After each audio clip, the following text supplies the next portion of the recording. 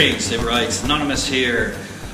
So, as we are gearing up for certifications in the ASL-FFE system, we have gotten a lot of questions on some of the finer details of the rule set.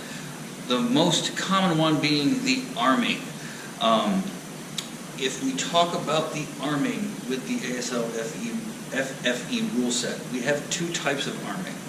Now, arming gives you priority. So once you arm a strike, you have priority to continue that strike to its completion, and your opponent must defend. The two types of arming are engagement arming, where we're starting out a weapon phrase, and then the second type of arming is just simple arming, where we're simply responding to something within a point. Now, engagement arming is taking the entire weapon and hand behind you, okay, and blade. So the whole thing has to go behind you, right? Now, the most common way we do that is with our halo orbits. We're coming through, and those are very easy to use as engagement arming because they take the entire apparatus all the way behind your center line and over to the other side, right? So there's that. But you can simply move your hand back this far, you know, coming forward. The point is that your blade must go back behind you before arriving forward, right? Simple enough. Now, where some of the details come in. You cannot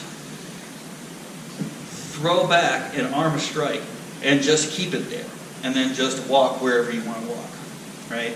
You must complete the strike in the arm. Now, you can, of course, go slow, right? If you want to change the tempo of the match and you want to kind of fool your opponent, you can arm and you can make your strike go slower than your previous strikes.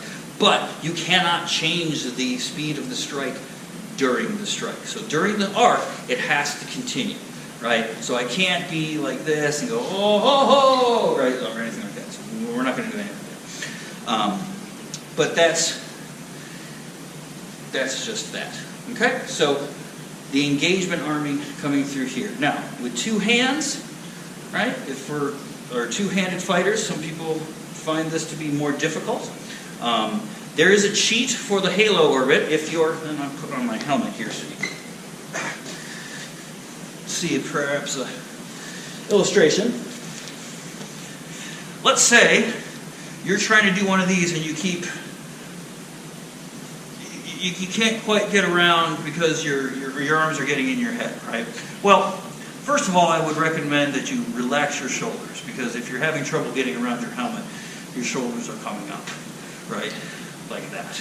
But let's say that you're of a smaller stature, your mask has flaps or shoulder guards on it or something like that, or your armor is making it harder for you to get your arms closer together. Well, you can start with one hand here and then return your hand to it on the other side. That's something that we do a lot, right? And you can do that anywhere that you find it difficult to do in an engagement arming. Engagement arming can be a little difficult if you're doing it with two hands. Just remember that it's your whole weapon arm and weapon hand, right? Your non-weapon arm and weapon hand do not have to go. So if I'm playing two-handed here, I can arm a strike back like this, right? So I can come back here and come through. The arc starts after I arm it, after I go here. Once this arc starts, that is the arc that I am committed to. All right? So I bring it back, I can come down. All right? Simple arming, we're just taking this behind us. Okay? Simple arming is actually fairly easy with longsword type of technique. So two-handed works pretty well. As I've been, kind of experimenting with two-handed technique in the rule set, because the rule set does kind of lend itself to one hand, as does most dueling, right? I have found that playing defensive is a very good strategy when you have two hands, right? Get the other one to commit to the engagement arming, then you don't really have to worry about it too much, right? But of course, you do want to be able to engagement arm because you do want to be able to set the tone of the match when you need to. So anyway, so coming back here, I think any of our forms that have Jedi Guard in it, this is a very good position that you want to practice as practice to get into an engagement arming situation. If I'm here, I've got my two hands on my saber, I'm ready, I want to do an engagement arming, I bring it back into Jedi Guard, and from that point, boom. There, right? Now, taking it back and back forward, right? Boom, boom, is of course the simplest way to do it. You can, of course, integrate it so that it comes around to the other side, right? Now, with the simple arming and the two-handed technique, it's much simpler because so much of longsword and katana and two-handed anything in general deals a lot with that kind of work. So you're constantly bringing the tip behind you. Now, where you're going to get into difficulty with two hands is the rear guards. So when you're playing with two hands, this is a good position to get into, right? To get people ready or get people to come in and do that. But you can't stand like that. If I am standing like this, I cannot arm my strike from here. Okay? Even if I have it out like this, my blade is already behind me, so I cannot arm it on this side. In order to arm the strike from this guard, I have to go to the other side and then strike. So my arming from here would start here. And from there, that's where I'm going to start my technique and start my arc. All right. So the rear-facing guards, like this, you can't just simply use those and strike directly from there.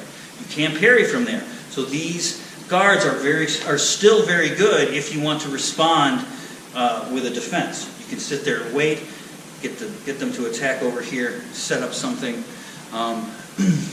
some gambit that you have in mind for your opponent. So there's that. One of the questions we've had. Another thing that has been brought up is, will arming be quicker with a reverse grip? Maybe. I don't know. We could try timing it here. But if I'm holding my saber like this, right, because I would have to. I can't hold it like this. If I'm holding it like this in reverse grip, I cannot arm it, right? I have to arm it on the other side. Okay? So if you're holding like this is the same as being in a rear guard. I have to come over to this side before coming forward. Okay? So if I'm holding it here like this, right, I have to bring it back and then there. If I'm holding it like this in front of me, I can take it back like that. The thing that strikes me about all of these, and this is something that comes with reverse grip, is almost, if not everything, that I can do with this grip, I can do with this grip.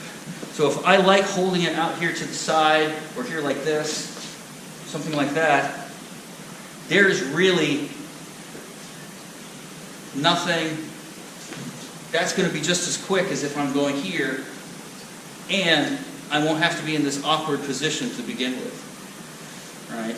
Now, okay, if you're not that awkward in that position, that's fine. Right? And if you think you can make this work, that's great. We'll have lots of opportunities to try it out. We have tried it out a little bit. We've done a little bit of reverse grip, and it does. The priority rules do make it a little bit more viable, but it's still a handicap from that point. But again, if you got something and you can see it, that's fine.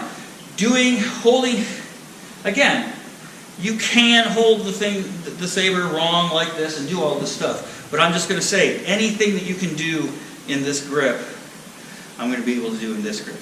Probably better. just because that's the way our hand works. So I'm not really certain about that one, but we'll see. If you have an idea of why this will arm faster than this, okay? I don't see that as any faster. But again, that's just me. If you have, if you can time it to where it's faster, then okay. Here's the other thing about that though. How fast you arm is not necessarily the key to this game. You have to do it, of course, in time, so it's a matter of timing, but how quickly you get your saber behind you, it's not really, it hasn't really come up as an issue. We don't have many doubles because we can train ourselves. As soon as somebody starts going here like this, we try to defend, and vice versa. And you'll see some of that false starts and false stops. We have a few doubles if two people arm at the same time. Usually that comes when they do it and they're a little too close to each other, but there's that. Remember, when you're simple arming, you can go back, you can go forward, you can take it around, right? And you can do all of that stuff. When you spin, okay, the strike is armed. You must continue that spin, and go through. So okay, there's a little stuff on arming and the different ways and some of the questions that we've gotten on the arming principle and how to use it. So there you go. It can be done with two hands. It can be done with one hand. Obviously, one hand's going to give you a little bit more freedom with the extension and all of that. Two-hand is going to be a little bit different. But we've played both, and both of them seem to work quite well. You're not at much of a disadvantage in either. And that's the wonderful thing about this rule set, is that it tends to keep the match going, and it makes it a very, very fair game. We've had lots of great points between people of enormously different levels. So that is all very encouraging. Anyway, so that's that for the arming here. A little shout out to everybody. Please follow us on Facebook. Like, share, subscribe here. We will be putting out more of these videos and official videos on the training of the ASL-FFE system, as well as continuing our system and putting out more of our Form 5 material that we have, not only from Damon, but from me, from Vornak, and other people. We will keep on keeping on. So, practice that arming. Make sure that you can really get a handle of it. And once you get a handle of that, you can jump in and you can have a lot of fun with this game. So, keep it up. Keep practicing. Patience, practice, perseverance. Happy sailing.